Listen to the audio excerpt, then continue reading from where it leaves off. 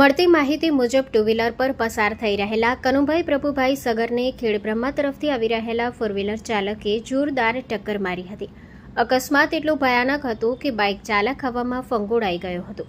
ગંભીર રીતે ઇજાગ્રસ્ત કનુભાઈને તાત્કાલિક સારવાર માટે ખસેડવામાં આવ્યા હતા, પરંતુ સારવાર દરમિયાન તેમનું મોત થયું હતું.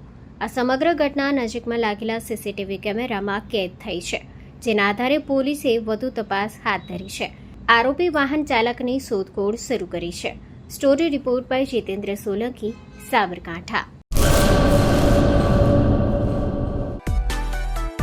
માં motor driving, safe and sure driving.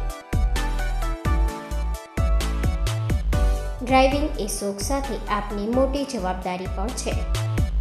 અમારા ઇન્સ્ટ્રક્ટર દ્વારા સચોટ અને સરળ માર્ગદર્શન.